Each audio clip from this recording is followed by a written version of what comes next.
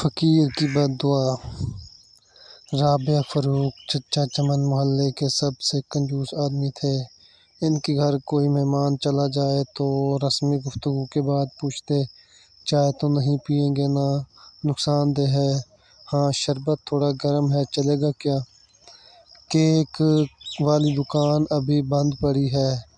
क्या करूं, समोसे वाला तो अभी तेल गर्म कर रहा है, काफ़ी वक्त लगेगा। आप कहाँ इतनी देर बैठेंगे, वगैरह वगैरह। मेहमान बेचारा ये सुनकर शर्मिंदा हो जाता।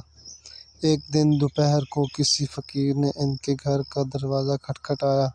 चचा चमन ने दरवाज़ा खोले बगैर पूछा, कौन है? फकीर बोला, बेटा मेहरबानी करो, मुझे 10 रुपए दे दो, मेरे पास सालन है, रोटी लेकर खा लूँगा।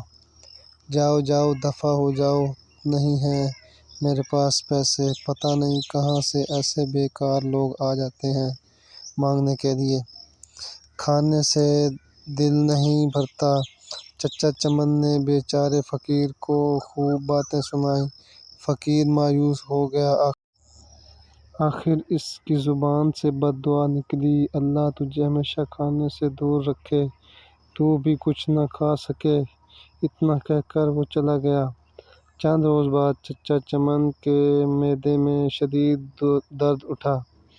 दर्द इतना शदीद था कि वो तड़प तड़प उठे। घर वाले उनको अस्पताल ले गए। अस्पताल में चचा चमन के मुख्तलिफ टेस्ट हुए। आखिर मैदे का अल्सर शख़ीस हुआ। डॉक्टर ने हिदायत की कि 10-15 दिन तक अस्पताल में रहना होगा ताकि मुकम्मल इलाज मुआवजा किया जा सके। अस्पताल से घर वापस आए तो कमज़ोरी से निढाल थे। बहुत बुरा हाल था, कोई चीज़ हजम न होती, दही भी खाते तो उल्टी हो जाती। डॉक्टर के पास जाते तो वो कहता बदपरहेज़ी की है, टेस्ट करवाते तो सब ठीक आते। दवा बाकायदगी से इस्तेमाल करने के बावजूद तबीयत संभलने में नहीं आ रही थी। रंग पीला पड़ गया था, थोड़ा सा खाने पर भी उल्टी हो जाती।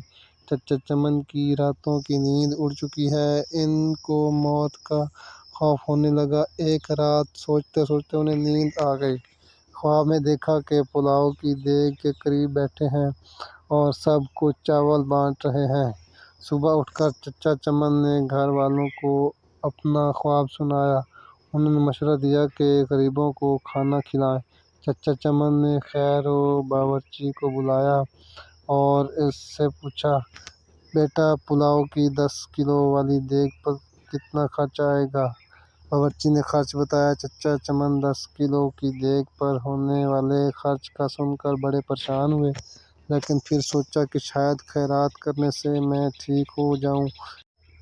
इन्होंने इतवार की एक दोपहर को ये मुश्किल मरहला तय कर ही लिया। मोहल्ले के नौजवानों की मदद से मोहल्लेदारों और गरीब गुरबा में चावलों की तकसीम हुई। चचा चमन अब काफ़ी पुरसकून रहने लगे। तबीयत भी कदरे बेहतर महसूस होने लगी। लेकिन जब इस फ़कीर का ख्याल आता तो फिर वही मनहूस दर्द शुरू हो जाता। यूं ही कई दिन बीत गए। एक शाम को किसी फ़कीर की आवाज़ आई, अल्लाह के नाम पर दे दो बाबा। चचा चमन भाग कर गए। वही फ़कीर खड़ा था जिसने इन्हें बद्दुआ दी थी। चचा चमन इसका बाजू पकड़ कर अंदर ले आए। फ़ौरन ही उन्होंने अपने बड़े लड़के को होटल से कई किस्म के खाने लाने के लिए दौड़ाया।